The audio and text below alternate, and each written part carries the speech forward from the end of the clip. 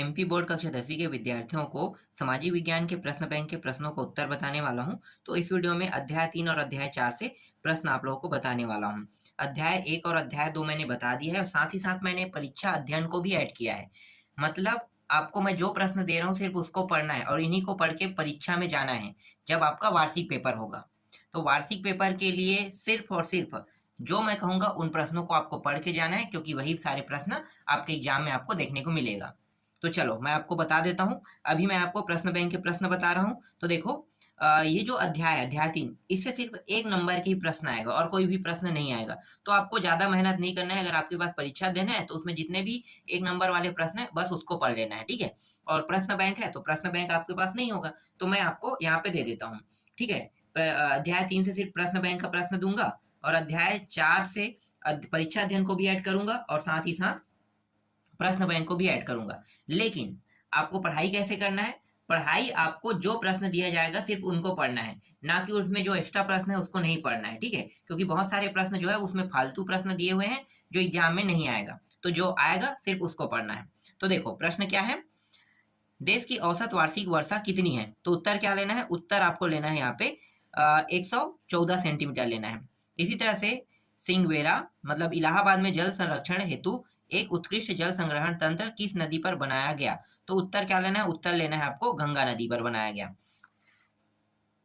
तीसरा है भोपाल झील का निर्माण किस सदी में हुआ है? तो उत्तर क्या लेना है? उत्तर लेना है 11वीं सदी में लेना है। हीराकुंड परियोजना किस नदी पर बनाई गई है? तो महानदी पर बनाई गई है, महानदी लेना है। इसी तरह से बांगो को आधुनिक भारत का मंदिर किसने कहा? तो उत्तर क्या लेना है? उत्तर आपको लेना है यहाँ पे जवाहरलाल नेहरू लेना है, ठीक है। बांगो को आधुनिक भारत का मंदिर जवाहरलाल नेहरू ने कहा। बंगाल का शोक किस नदी को कहा जाता है? तो बंगाल के शोक दामोदर नदी को कहा जाता है, तो यहाँ पे आपको दामोदर लेना है। सरदार सरोवर बांध किस नदी पर बनाया गया है? तो नर्मदा नदी पर बनाया गया है। देखो कितना आसान आसान प्रश्न है। जल संरक्षण से संबंधित खादिन एवं जोहद किस राज्य से संबंधित है? तो उत्तर क्या लेना है? उत्तर लेना है राजस्थान से, क्योंकि राजस्थान में वर्षा बहुत कम होता है। क्यों? क्योंकि वहां पे रेतीली है, वहां पेड़ पौधे नहीं पाए जाते। जहाँ पेड़ पौधे नहीं होगा वहां वर्षा भी क्या होगा? कम होगा, इसलिए राजस्थान आ जाएगा। पालर पानी कहा जाता है? पालर पानी कहा जाता है भूमिगत जल को कहा जाता है। निम्नलिखित में से किस नदी पर बहुउद्देशीय नदी परियोजना नहीं है? तो उत्तर क्या लेना है? उत्तर लेना है आपको यमुना नदी लेना है। यमुना नदी पर कोई भी बहुउद्देशीय परियोजना नहीं है। इसके बाद देखो यहाँ पे मैं आपको दिखा देता हूँ कहाँ पे, हाँ यहाँ पे रिक्त स्थानों की पूर्ति कीजिए ना। तो रिक्त स्थानों की पूर्ति में देखो विश्व की सर्वाधिक वर्षा खाली स्थान में होती है, चेरापूंजी में होती है, ठीक है। चेरापूंजी, और चेरापूंजी मतलब मासीराम पहाड़ी। मासीराम पहाड़ी में एक जगह है, हाँ ठीक है, चेरापूंजी मासीराम दोनों ले सकते, दोनों सही है। खालिस्तान राज्य ने घर की छत से वर्षा जल संग्रहण आवश्यक कर दिया। तो उत्तर क्या लेना है? उत्तर यहाँ पे लेना है तमिलनाडु लेना है, ठीक है। क्योंकि तमिलनाडु में ना सिर्फ वर्षा जो है वो ठंड के समय होता है, जबकि बाकी राज्यों में वर्षा ऋतु जब आता है ना, बारिश होता है, उसी समय होता है। आगे देखो जल खालिस्तान योग्य संसाधन है। तो उत्तर क्या लेना है? उत्तर आपको लेना है यहाँ पे नवीनीकरण संसाधन है। ये पुनः क्या हो जाते हैं? बन जाते हैं, तो नवीनीकरण संसाधन। प्राचीन काल में बृहद स्तर पर बांध, झील और सिंचाई तंत्रों का निर्माण खालिस्तान शासक ने करवाया। तो चंद्रगुप्त मौर्य लेना है यहाँ पे। हौज खास का निर्माण खालिस्तान शासक ने करवाया था। तो उत्तर क्या लेना है? इतुतमिश लेना है, ठीक है। इतुतमिश आ जाएगा यहाँ पे। इसके बाद है बांधों को खालिस्तान परियोजना भी कहा जाता है, तो इसे बहुउद्देशीय परियोजना कहा जाता है। भाखला नागल परियोजना का विकास खालिस्तान नदियों के बेसिन में किया गया। तो उत्तर क्या लेना है? उत्तर सतलज और व्यास नदियों के बेसिन में किया गया। इस तरह से 8वां है मेघालय में नदियों व झरनों को खालिस्तान द्वारा बने पाइपों से वर्षा जल का उपयोग किया जाता है। तो उत्तर क्या लेना है? बांस लेना है यहाँ पे। सरदार सरोवर बांध खालिस्तान राज्य में स्थित है, तो गुजरात में बना है सरदार सरोवर बांध।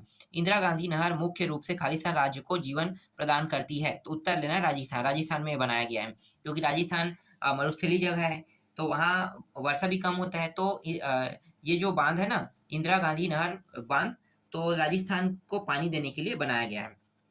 आगे देखते हैं सही जोड़ी मिलाव देखते हैं। देखो सही जोड़ी मिलाव में क्या है? राणा प्रताप सागर बांध। राणा प्रताप सागर बांध जो है ना चंबल नदी पर बनाया गया है, तो इसको चंबल के साथ मैच कर लो। सरदार सरोवर बांध, सरदार सरोवर बांध जो है वो नर्मदा नदी के साथ बनाया गया है, क्योंकि गुजरात में नर्मदा नदी ही गुजरता है। हीराकुंड बांध महानदी पर है, कहाँ पे महानदी, ये रहा। मेट्टूर बांध बनाया गया कावेरी नदी पर, कहाँ है, ये रहा कावेरी नदी। और नागार्जुन बांध जो है वो कृष्णा नदी पर है। ठीक है, ये विवादित बांध है नागार्जुन बांध। चलो आगे देखते हैं। इसके बाद देखो रिहन बांध। ठीक है, रिहन बांध कहाँ पे बनाया गया है, सोन नदी पर बनाया गया है। ठीक है, टिहरी बांध जो है वो गंगा नदी पर बनाया गया है। सरदार सरोवर बांध नर्मदा नदी पर। इंदिरा गांधी नहर राजस्थान में है, जस्ट मैंने अभी आपको पढ़ाया ना। नर्मदा बचाओ आंदोलन एनजीओ, ठीक है, नॉन ऑर्गेनाइजेशन, ठीक है, तो एनजीओ कहते हैं उसे। इसी तरह से देखो सत्य सत्य में भी कुछ प्रश्न दिए हुए हैं, उसको भी देख लेते हैं। तो सत्य सत्य में देखो पहला प्रश्न क्या है, जल एक नवीनीकरण संसाधन सत्य कह रहा है। ठीक है, इसे आपको क्या करना है, सत्य करना है, राइट कर रहा हूँ मैं, जो सत्य रहेगा उसको। इंदिरा गांधी नहर ने राजस्थान राज्य को जल आपूर्ति की, तो यहाँ पे उत्तर आपको क्या लेना है, सत्य लेना है, सही कह रहा है। इजराइल की औसत वर्षा 25 सेंटीमीटर नहीं है, तो ये असत्य है, 25 सेंटीमीटर ही वर्षा होता है वहां पे। बांधों को आधुनिक भारत का मंदिर कहा जाता है, तो क्या ये सत्य है, ये सत्य है। सूखा क्षेत्र का सामना अति वर्षा वाले क्षेत्र करते हैं, ये सत्य है। बांध एक बहुउद्देशीय परियोजना के अंतर्गत नहीं आते, ये गलत है, बहुउद्देशीय परियोजना ही है।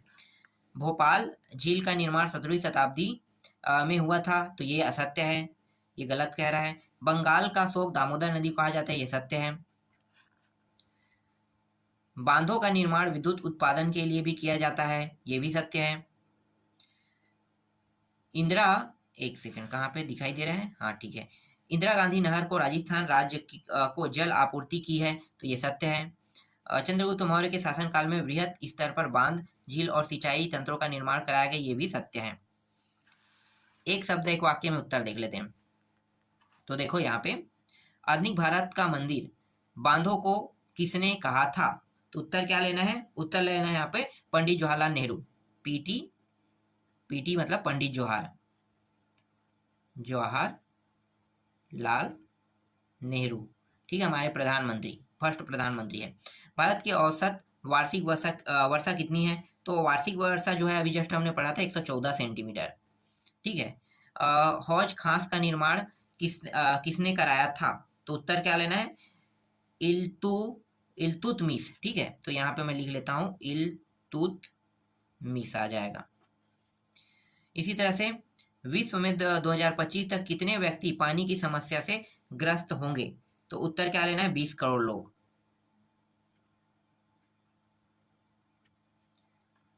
सरदार सरोवर बांध किस नदी पर बनाया गया है, तो नर्मदा नदी, नर्मदा इसका उत्तर ले लेना है। भाखड़ा नागल परियोजना किस नदी के बेसिन पर है, तो उत्तर क्या लेना है, उत्तर यहाँ पे ले लेना है सतलज व्यास। ठीक है, सतलज व्यास नदी बेसिन मैंने बताया था। ठीक है, तो यहाँ पे चलो मैं लिख नहीं रहा हूँ सतलज व्यास, यहाँ पे जगह भी नहीं है। सतलज व्यास नदियों के बेसिन पर है ना, तो सतलज व्यास लेना है। किस राज्य में हर घर में वर्षा जल का संग्रह का ढांचा बनाया गया है, तो उत्तर क्या लेना है, तमिलनाडु। ठीक है, टीएम लिख देता हूं, इसका मतलब तमिलनाडु होगा। जैसलमेर के खादीन एवं जोहद किस क्षेत्र से संबंधित है, तो उत्तर क्या लेना है, उत्तर लेना है राजस्थान। आरजे लिख देता हूं, राजस्थान को हम आरजे कहते हैं शॉर्टकट में।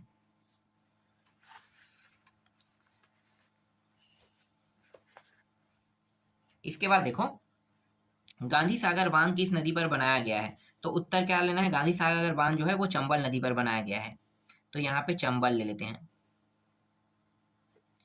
हीराकुंड बांध किस नदी पर बनाया गया है, तो महानदी। जल विद्युत किसे कहते हैं, तो जल विद्युत जो है वो गिरते हुए या बहते हुए जल की गति की ऊर्जा से विद्युत उत्पन्न की जाती है, उसे जल विद्युत कहते हैं। ठीक है, एक शब्द में बहते या गिरते। ठीक है, तो उत्तर क्या लिख सकते हो, बहते या गिरते जल की गति से जो ऊर्जा उत्पन्न होती है उसे हम क्या कहते हैं, विद्युत ऊर्जा कहते हैं। ठीक है, तो ये सुन के आप लोग याद रखना। ठीक है, जवाहरलाल नेहरू ने गर्व से बांधों को क्या कहा था, तो उत्तर क्या लेना है, उत्तर यहाँ पे भारत का मंदिर लेना है, भारत का मंदिर कहा था। बहुराष्ट्रीय कंपनी MNCS किसे कहते हैं, तो टिहरी बांध उत्तराखंड में जो गंगा नदी पर स्थित है ना, उसे कहते हैं। ठीक है, एक सेकंड गलत मैं बोल रहा हूँ, टिहरी बांध किस नदी पर है, तो टिहरी जो बांध है वो गंगा नदी पर है। यहाँ पे ले लो गंगा नदी पर, और यूटी का मतलब होता है उत्तराखंड। ठीक है, तो गंगा नदी पर है और उत्तराखंड में स्थित है। बहुराष्ट्रीय कंपनी किसे कहते हैं? तो उत्तर क्या लिखना है? वह संगठन होते हैं जो अपने देश की तुलना में एक या एक से अधिक देशों में वस्तुओं या सेवाओं का उत्पादन को नियंत्रित करते हैं। उसे हम क्या कहते हैं? मतलब उत्पादन को नियंत्रित करने वाले को हम क्या कहेंगे? बहुराष्ट्रीय कंपनी कहेंगे। छोटा सा भी उत्तर लिख सकते हो, आपको 1 नंबर मिलेगा। जो उत्पादन को कंट्रोल करता है उसे हम क्या कहते हैं? बहुराष्ट्रीय कंपनी कहते हैं। इस तरह से भी आप लिख सकते हो उसका उत्तर। इसके बाद देखो, यहाँ पे नवीनीकरण स्रोत किसे कहते हैं? वे स्रोत जो कभी खत्म ना हो उसे हम क्या कहते हैं? नवीनीकरण स्रोत कहते हैं, जैसे जल। बाढ़ किसे कहते हैं? बाढ़ बहुत ज्यादा बारिश होने के बाद सभी जगह के पानी आपस में एक साथ मिल जाते हैं और मिलने के बाद एक धारा के रूप में बहता है, और बहते बहते ये एक विशाल रूप ले लेता है, उसे हम क्या कहते हैं? बाढ़ कहते हैं। तो मैं एक शॉर्टकट तरीके से आपको समझा रहा हूँ, ठीक है। इसी तरह से देखो, सूखा आ गया। सूखा किसे कहते हैं? सूखा जहां पे बारिश ही ना हो उस स्थान को हम क्या कहते हैं? सूखा स्थान कहते हैं। तो सूखा कह सकते हो। जहाँ पे जहाँ पे बारिश ना हो और पानी की किल्लत हो, उस स्थान को सूखा कहते हैं। मृदा का आ, हाँ, नेक्स्ट क्या है? मृदा का लवणीकरण से क्या आशा है? तो उत्तर क्या लेना है? मतलब ऐसे मृदा जिनमें घुलनशील लवण की जो अधिकता है ना, के कारण बीज का अंकुरण एवं पौधे का विकास प्रभावित होता है, उसे हम क्या कहते हैं? मृदा का, हाँ, क्या कहते हैं? मृदा का लवणीकरण कहते हैं। ठीक है, आगे देखते हैं। इसके बाद है भाखड़ा नागल परियोजना का उद्देश्य लिखिए। तो उत्तर क्या लिखना है? भाखड़ा नागल जो परियोजना है, इसका जो उद्देश्य है वो जल विद्युत उत्पादन था। ठीक है, जल विद्युत उत्पादन के कारण भाखड़ा जो नागल बांध है उसको बनाया गया है। बांस ड्रिप सिंचाई प्रणाली किस राज्य में की जाती है? तो बांस ड्रिप सिंचाई जो है वो मेघालय राज्य में की जाती है। यहाँ पे मेघालय ले लो। ठीक है, मेघालय। ठीक, तो इसमें बस इतने ही प्रश्न है, इससे ज्यादा आपको नहीं पढ़ना है। अब मैं अध्याय 4 पे आता हूँ। तो देखो, अध्याय 4 पे क्या दिया है मैं दिखा देता हूँ। कृषि दिया है ना अध्याय 4 पे। तो अध्याय 4 से कौन कौन से प्रश्न आने वाले हैं मैं आपको दिखाता हूँ। देखो, बहुत आसान आसान प्रश्न है सभी, बस आपको याद करना है। कृषि एक क्या है? व्यवसाय है। तो प्राथमिक है, द्वितीयक, तृतीयक है, तो प्राथमिक है। ठीक है, प्राथमिक लेना है। कर्तन धन कृषि प्रणाली का संबंध निम्न में से किससे है? तो उत्तर क्या लेना है? उत्तर लेना है प्रारंभिक जीविका निर्वाह कृषि है। ठीक है, इसके बाद देखो, मध्य प्रदेश में स्थानांतरित कृषि को निम्न में से किस नाम से जाना जाता है? तो उत्तर क्या लेना है? बेबर के नाम से जाना जाता है। ठीक है, बेबर लेना है। आसमन बोरो निम्न में से किस फसल की किस्में हैं? तो उत्तर क्या लेना है? उत्तर आपको लेना है धान की फसल की किस्म है। गन्ने की फसल का संबंध किस जलवायु से है? तो उत्तर क्या लेना है? उत्तर आपको लेना है उष्ण और उपोष्ण कटिबंधी से। भारत का प्रमुख गन्ना उत्पादक राज्य निम्न में से कौन सा है? तो प्रमुख गन्ना जो उत्तर प्रदेश तो होना चाहिए। ठीक है, तो यहाँ पे उत्तर प्रदेश आपको ले लेना है। आप सभी को पता होगा कि उत्तर प्रदेश में बहुत सारे गन्ना की फैक्ट्री है, इसलिए उत्तर प्रदेश को लिया जाता है। ठीक है, आगे देखो, 200 दिन पाला रहित और खिली धूप निम्न में से किस फसल की आवश्यक दशा है? तो उत्तर क्या लेना है? उत्तर आपको ले लेना है कपास की है। निम्न में से किस फसल को पीली सोना कहा गया है? तो उत्तर यहाँ पे लेना है सोयाबीन। वे फसल जो वर्षा ऋतु के आरंभ में बोई जाती है निम्न में से क्या कहलाती है? तो उत्तर क्या लेना है? उत्तर आपको लेना है यहाँ पे खरीफ की फसल। निम्न में से कौन सी रबी की फसल है? तो उत्तर क्या लेना है? चना जो है वो रबी की फसल है। ठीक, इसके बाद आगे दिखाता हूं। कृषि से और प्रश्न है वस्तुनिष्ठ में। देखो यहाँ पे, एक मिनट ना। हाँ देखो, भारत विश्व में सबसे बड़ा उत्पादक और उपभोक्ता है। तो उत्तर क्या लेना है? दालों का। ठीक है, यहाँ पे दाल आ जाएगा। किस फसल को सुनहरा रेशा कहा जाता है? जूट को कहते हैं सुनहरा रेशा। भारत में कपास के सबसे बड़ा उत्पादक राज्य है महाराष्ट्र है कपास का, क्योंकि काली मिट्टी वहीं पे पाया जाता है। तो काली मिट्टी में कपास उत्पाद होता है। ठीक है, उत्पादन किया जाता है। आगे देखो, इनमें से कौन सी रबी फसल है? तो यहाँ पे रबी फसल चना लेना है।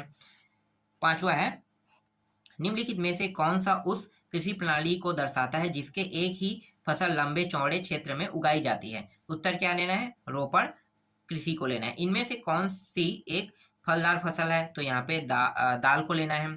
इसी तरह से सातवां है, कौन सा राज्य रागी का सबसे बड़ा उत्पादक है? तो कर्नाटक लेना है।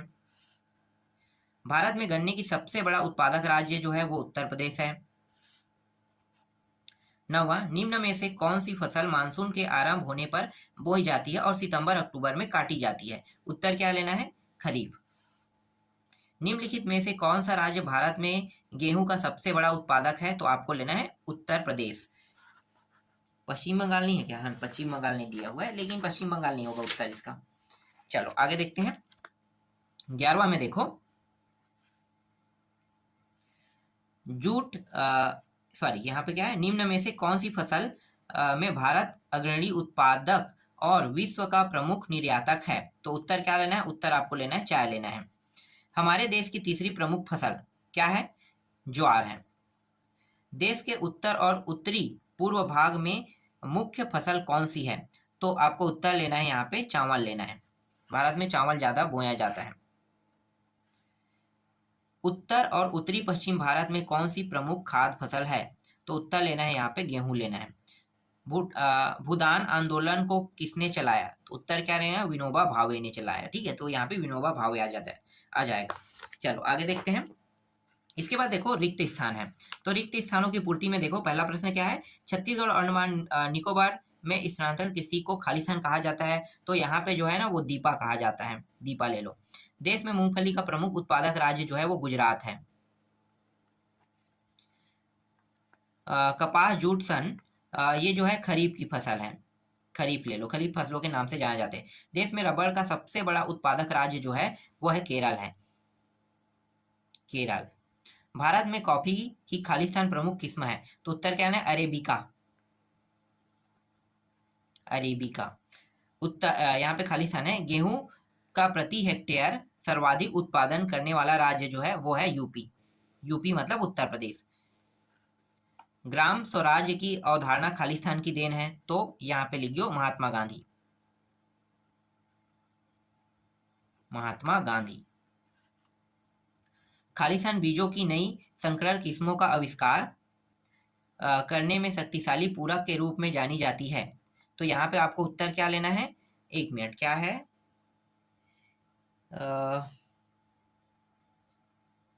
संकरण किस्मों का इसमें भी दिया है क्या?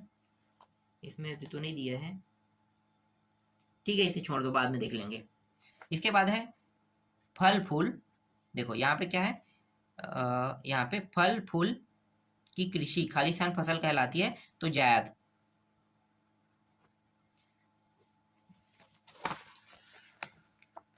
इसके बाद देखो यहाँ पे भारत की खालिस्तान जनसंख्या कृषि कार्यों पे लगी हुई है? तो 2/3, 2/3 मतलब 2/3 होता है। कृषि एक खालिस्तान क्रिया है जो हमारे लिए अधिकांश खाद्यान्न उत्पन्न करती है? उत्तर क्या लेना है? प्राथमिक, प्राथमिक। 3 ही होता है, प्राथमिक, द्वितीय और तृतीय। एक और होता है चतुर्थ होता है, तो हर का एक अलग अलग महत्व है, लेकिन कृषि जो है वो प्राथमिक में गिनती आता है। तो प्राथमिक दिया रहेगा, द्वितीय दिया है, तृतीय, चतुर्थ, तो क्या लेना है? प्राथमिक को ही लेना है। ठीक है। निर्माण जो है वो द्वितीयक है, सेवा जो है तृतीयक है, मतलब जो सफर करते हैं उसे। इसके बाद है कर्तन दहन प्रणाली को छत्तीसगढ़ में खालिस्तान कहा जाता है? तो क्या कहते हैं? इसको कहते हैं दीपा कहते हैं। ठीक है। रोपण कृषि उद्योग और कृषि के बीच एक खालिस्तान है? तो यहाँ पे अंतरापृष्ठ लेना है, अंतरापृष्ठ। भारत में खालिस्तान किस्म की कॉफी पैदा की जाती है? तो अरेबिका, अरेबिका लेना है। गहन जीविका कृषि उन क्षेत्रों में की जाती है जहां भूमि पर खालिस्तान का दबाव अधिक होता है? उत्तर क्या लेना है? जनसंख्या। ठीक है, ये उसका उत्तर हो जाएगा, जनसंख्या, जनसंख्या। सोयाबीन उत्पादन में प्रथम स्थान प्राप्त भारतीय राज्य है? तो यह है एमपी, मध्य प्रदेश। ठीक है, आगे देखते हैं। इसके बाद देखो सही जोड़ी मिलाओ देख लेते हैं। तो सही जोड़ी मिलाओ में देखो क्या है? रबड़ दिया हुआ है। ठीक है, तो रबड़ जो है इसको आपको लेना है यहाँ पे केरल में लेना है। ठीक है, रबड़ का हो जाएगा केरल में। इस तरह से कपास, कपास जो है वो महाराष्ट्र में सर्वाधिक मात्रा में उत्पादन होता है। चावल, चावल जो है पश्चिम बंगाल में आएगा, ये रहा पश्चिम बंगाल में। और जो बाजरा है वो हो जाएगा राजस्थान में हो जाएगा, ठीक है, बाजरा राजस्थान में। इसके बाद देखो गन्ना जो है उसे आपको लेना है उत्तर प्रदेश में लेना है। उत्तर प्रदेश में गन्ना का उत्पादन बहुत होता है। सोयाबीन मध्य प्रदेश में, मूंगफली मूंगफली जो है ये हो जाएगा, एक मिनट कहाँ पे है मूंगफली, गुजरात में ले लो। चाय जो है असम में होता है। मक्का यहाँ पे मक्का कर्नाटक और आंध्र प्रदेश दिया हो ना, तो मक्का जो है वो आंध्र प्रदेश में और रागी जो है वो कर्नाटक में। इस तरह से आपको मैच कर लेना है, ठीक है। इसके बाद चलो आगे दिखाता हूँ, सत्य सत्य दिखाता हूँ अब आपको। सत्य सत्य में मैं राइट और क्रॉस करूंगा तो आपको समझ में आ जाएगा, ठीक है। जीविका निर्वाहन में कृषि में उत्पादन अधिक होता है, तो ये सत्य है का सत्य, यह सत्य है। जीविका निर्वाहन यह सत्य है। मणिपुर में स्थानांतरित कृषि को पामलू कहा जाता है, ये क्या सत्य है, ये सत्य है। पामलू कहाँ कहा जाता है, राजस्थान में। कृषि भूमि पर बढ़ता जनसंख्या का दबाव गहन जीविका कृषि की विशेषता है, तो क्या ये सत्य है, ये सत्य है। ज्वार बाजरा रागी भारत में उगाए जाने वाले मोटे अनाजों की किस्म है, यह भी सत्य है, ठीक है, मोटे अनाज की ही किस्म है ये। कपास उत्पादन में महाराष्ट्र देश का सर्वप्रथम राज्य है, ये भी सत्य है। छठवां, रबड़ का पौधा भूमध्य रेखीय जलवायु का पौधा है, ये सत्य है, ठीक है। आगे देखो, असम देश का सबसे अधिक चाय पत्ती उत्पादन वाला राज्य है, ये भी सत्य है। कृषि के क्षेत्र में क्रांतिकारी परिवर्तन लाने वाले योजना का नाम हरित क्रांति है, क्या ये सत्य है, ये सत्य है। नौवां है बाजरा के उत्पादन में राजस्थान का देश में प्रथम स्थान है, ये सत्य है। भूदान ग्रामदान आंदोलन को रक्तहीन क्रांति के नाम से जाना जाता है, ये सत्य है। चलो आगे देखते हैं। इसके बाद यहाँ पे और कुछ और है सत्य सत्य, उसको भी ऐड कर लेते हैं, ठीक है। देखो यहाँ पे जैसे कि 2016 में भारत में चीन के बाद दूसरा बड़ा तिलहन उत्पादन देश है, तो ये सत्य है। खरीफ फसलें देश के विभिन्न क्षेत्रों में मानसून के आगमन के साथ बोई जाती है और सितंबर अक्टूबर में काट ली जाती है, ठीक है, सितंबर अक्टूबर में काट ली जाती है, क्या ये सत्य है, ये सत्य है। भारत में 4 शस्त्र ऋतु है, तो यह सत्य, 6 है। दालें वायु से नाइट्रोजन लेकर भूमि की उर्वरकता को बनाए रखता है, तो ये सत्य है। इसके बाद है रोपण कृषि एक प्रकार की वाणिज्यिक खेती है, तो ये सत्य है। और रबी फसलों को मई से जुलाई में बोया जाता है, ये असत्य है, ठीक है। दिसंबर कहता तो समझ में आता, दिसंबर में बोते हैं रबी फसल को, जैसे चना। एक शब्द एक वाक्य में उत्तर देख लेते हैं। देखो पहला प्रश्न क्या है, एक शब्द एक वाक्य में उत्तर में, कपास के पौधे का मूल स्थान किस देश को माना जाता है, तो किस देश को माना जाता है, तो भारत, ठीक है, भारत आ जाएगा पहले का उत्तर। ग्रीष्म काल में बोई जाने वाले हरे चारे व सब्जियों की कृषि को कहा जाता है, तो क्या कहा जाता है, जायद कृषि फसल, या फसल ही ले लो, फसल कहा जाता है। दालों के उत्पादन और उपयोग में विश्व में भारत का स्थान, तो विश्व में भारत का स्थान तो प्रथम है, लेकिन उपयोग में ना प्रथम, इसमें भी प्रथम ही है। चाय की खेती किस प्रकार की कृषि है, तो चाय की जो खेती है वो रोपण है, पौधों को रोपा जाता है, तो रोपण कृषि कहते हैं। किस फसल को सुनहरा रेशा कहा जाता है, तो यहाँ पे जूट लेना है। अलसी और सरसों किस ऋतु में बोई जाती है, तो वर्षा ऋतु में, तो यहाँ पे वर्षा ले लेना है। देश की सबसे प्रमुख तिलहन फसल का नाम लिखिए, तो तिलहन फसल का नाम है मूंगफली। सन 1966-67 में सरकार द्वारा किसानों के हितों में किस योजना को शुरू किया गया था, तो यहाँ पे आपको उत्तर ले लेना है किसान क्रेडिट कार्ड, ठीक है, किसान क्रेडिट कार्ड, तो मैं इसे केसीसी कह देता हूँ, शॉर्टकट में हम इसे केसीसी कहते हैं। नाबार्ड की स्थापना किस सन में की गई, तो सन का नाम है सन जो है यहाँ पे नीचे में लिख लेता हूँ 12 जुलाई को 7 कर देते हैं, 12 जुलाई 1982, ठीक है, इस सन में की गई। नेक्स्ट है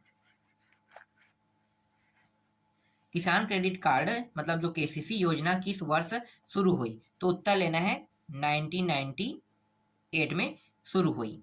ठीक है, आगे देखो, भारत की प्रमुख खाद्यान्न फसल का नाम लिखिए। तो गेहूं चावल, गेहूं व चावल। ठीक है, ये रहेगा इसका उत्तर। ठीक, और इसमें और कुछ दिया हुआ है, उसको भी देख लेते हैं। मूंगफली का प्रमुख उत्पादक राज्य कौन सा है? तो मूंगफली का प्रमुख उत्पादक राज्य जो है वो गुजरात है, गुजरात। रबड़ उत्पादक राज्य में प्रमुख नाम क्या है? केरल। मैं सीधा केरल लेता हूँ। गन्ना उत्पादक में ये विश्व में कौन से स्थान है? तो प्रथम।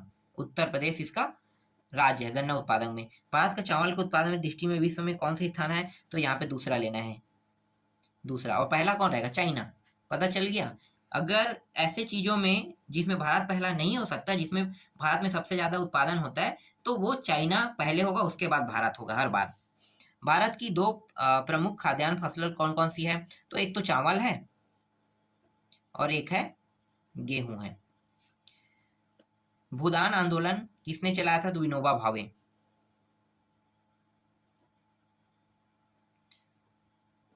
भावे लेना है। चलो अब देखते हैं अति लघुत्तरी प्रश्न, जो 2 नंबर के प्रश्न आएंगे उन सारे प्रश्नों को देख लेते हैं। ठीक है, तो देखो, किसी फसल का उदाहरण दीजिए जो एक प्रकार के वाणिज्यिक फसल के रूप में दूसरे प्रदेश के जीविका फसल के रूप में उगाई जाती है। तो उत्तर क्या लेना? हरियाणा, पंजाब चावल वाणिज्यिक फसल है, परंतु उड़ीसा में यह एक जीविका फसल है। ठीक है, भारत में उगाई जाने वाली मुख्य रेशेदार फसल कौन सी है? तो कपास, जूट, सन, ये सब क्या मुख्य रेशेदार फसल है। आगे देखने की जरूरत नहीं है, इतना काफी है। 2 नंबर के ही प्रश्न आएगा इसमें से। गन्ना नगद दाम की फसल है, क्यों? क्योंकि गन्ना एक महत्वपूर्ण व्यापारिक फसल है। गन्ना चीनी बनाने में प्रयुक्त किया जाता है। चीनी उद्योगों में गन्ने का प्रयोग होने के कारण यह अब एक महत्वपूर्ण मुद्रादायनी कृषि उपज बन गया है। नेक्स्ट है, जूट को सुनहरा रेशा क्यों कहा जाता है? जूट को भारत का सुनहरा रेशा कहते हैं। इसका कारण यह है कि जूट रेशा सोने की तरह चमकती है। इसे बहुत उपयोगी, सस्ता और व्यापारिक महत्व का होने से सुनहरा रेशा कहते हैं। भारत की प्रमुख पेय फसल के नाम बताइए। तो कोको, कहवा और चाय जो है वो है। रबी और खरीफ की फसलों के नाम लिखे। तो उत्तर क्या लिखना है? रबी की फसल गेहूं, जौ, मटर, चना और सरसों कुछ मुख्य रबी फसल है। खरीफ में चावल, मक्का, ज्वार, बाजरा, तुअर, मूंग, उड़द, कपास, जूट, मूंगफली, ये बहुत सारे, इन सभी को याद कर लेना है। ठीक है, नगद व व्यापारिक फसलों के नाम बताइए। तो नगद व व्यापारिक फसल, जैसे कि देखो, नगद व व्यापारिक फसलों के आशय उन फसलों से जो प्रत्यक्ष रूप से भोजन के लिए उपयोग नहीं किया जाता, किंतु उन्हें बेचकर नगद प्राप्त राशि किया जाए। जैसे कपास है, चाय, कॉफी, तिलहन है, सोयाबीन, गन्ना, तंबाकू, रबड़, ये सब है। ठीक है, और देख लेते हैं। इसके बाद देखो, यहाँ पे 2 प्रश्न और है। ये जायद फसल के बारे में बताइए, कह रहे हैं रबी और खरीफ फसल के बीच ग्रीष्म ऋतु में बोई जाने वाली फसल को जायद कहा जाता है। और जायद ऋतु में मुख्य तरबूज, खरबूज, खीरे, सब्जी और चारे की फसल की खेती की जाती है। ठीक है, ये गर्मी के समय बोने वाला फसल है। जैसे कि जब आप चने की कटाई कर लोगे ना, क्योंकि चना जो है वो किस समय लगता है, या गर्मी वाला जो धान है कटाई होता है ना, ठंड में बोते हैं तो गर्मी में काटते हैं, तो मार्च अप्रैल में बोते हैं, उसे जायद फसल कहते हैं, जिसमें सब्जी उब्जी बहुत सी चीजें लगाई जाती है। भारत की एक खाद्य फसल का नाम बताइए और जहाँ यह पैदा की जाती है उन क्षेत्रों का विवरण दीजिए। तो भारत एक प्रमुख खाद्य फसल चावल है, और चावल उत्तर प्रदेश, यहाँ पे चावल उत्तर और उत्तर पूर्वी मैदानी तटीय और डेल्टाई प्रदेशों में उगाया जाता है। नहरों के जल नलकूपों की सघनता के कारण पंजाब, हरियाणा, पश्चिमी उत्तर प्रदेश और राजस्थान के कुछ कम वर्षा वाले क्षेत्रों में चावल की फसल उगाना संभव हो पाया है। ठीक है, तो इतना इंपॉर्टेंट है। इसके बाद यहाँ पे लघुत्तरी दिया है, लघुत्तरी से एक भी प्रश्न नहीं आएगा और नहीं दीर्घोत्तरी से आएगा, तो उसको पढ़ने की आवश्यकता नहीं है। इसके अलावा और कुछ प्रश्न है जिसको मैं दिखा देता हूँ, ये प्रश्न बैंक के प्रश्न है, तो प्रश्न बैंक के प्रश्न को भी नहीं छोड़ सकते। कृषि पर आधारित 2 उद्योगों के नाम बताइए। शक्कर उद्योग, कपड़ा उद्योग। रोपण कृषि के कोई 4 फसल के नाम लिखे।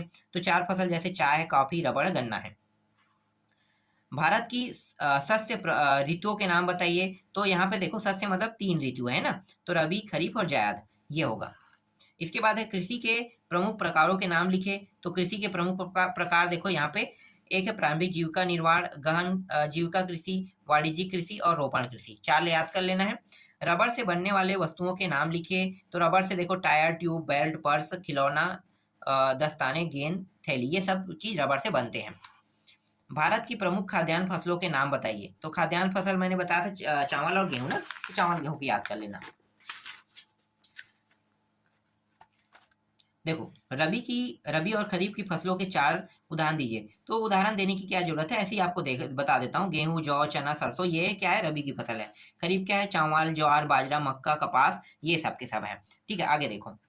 भारत की कृषि ऋतुओं के नाम, तो जैसे रवि, खरीफ और जायद है। प्रारंभिक जीविका निर्वाह कृषि की 2 विशेषताएं लिखिए। उत्तर क्या लिखना है, इसका उद्देश्य कृषि करके जीवन निर्वाह करना होता है। जीविका चलाने, परिवार का पोषण करने के लिए कृषि की जाती है। इस प्रकार की कृषि प्रायः मानसून, मृदा की प्रारंभिक उर्वरता और फसल उगाने के लिए अन्य पर्यावरणीय परिस्थितियों की उपयुक्तता पर निर्भर करती है। स्थानांतरण कृषि से आप क्या स्थानांतरण कृषि से क्या तात्पर्य है, तो उत्तर क्या लिखना है। स्थानांतरित कृषि को कर्तन दहन प्रणाली भी कहते हैं, जिसे किसान जमीन के टुकड़े साफ करने पे उन पर अपने परिवार के भरण पोषण के लिए अनाज व अन्य खाद्य फसलें उगाते हैं। जब मृदा की उर्वरता कम हो जाती है तो किसान उस भूमि के टुकड़े से स्थानांतरित हो जाते हैं और किसी के लिए भूमि का दूसरा टुकड़ा साफ करते हैं। वाणिज्य कृषि की 2 प्रमुख विशेषता बताइए। तो वाणिज्य कृषि मतलब जो समझो कि हम ऐसे फसल को बोते हैं जिससे हमें पैसा का मुनाफा हो, जैसे कि कपास है, चाय है, लीची है, ठीक है, रबर है, तो यही वाणिज्यिक फसल है। अब इसकी विशेषता पूछ रहे हैं, तो विशेषता क्या होगा, आधुनिक निवेशों जैसे अधिक पैदावार देने वाले बीजों, रासायनिक उर्वरकों, कीटनाशकों के प्रयोग से उच्च पैदावार प्राप्त करना है। कृषि पर आधारित उद्योग को उदाहरण सहित समझाइए। तो उत्तर क्या हो जाएगा, देखो यहाँ पे वस्त्र, चीनी, ये सब चीज है ना, पर्सन, ये सब के सब। और वस्त्र उद्योग क्या है, वस्त्र उद्योग में देखो जूट, रेशे, ऊन, ये सब के सब कच्चा माल के रूप में उपयोग होता है। इसी तरह से सिर्फ 2 प्रश्न और बचा है, देख लेते हैं। 13वां है, कृषि का राष्ट्रीय अर्थव्यवस्था में कोई 2 योगदान लिखिए। तो 2 योगदान लिखना है, तो इसको आपको याद कर लेना है। और भारतीय कृषि की 2 समस्याएं लिखिए, तो इसको एक बार पढ़ के देख लेना है। तो इस तरह से अध्याय 2 और अध्याय 4 कंप्लीट हो गया। बचा है उसको मैं आपको नेक्स्ट वीडियो में बता दूंगा।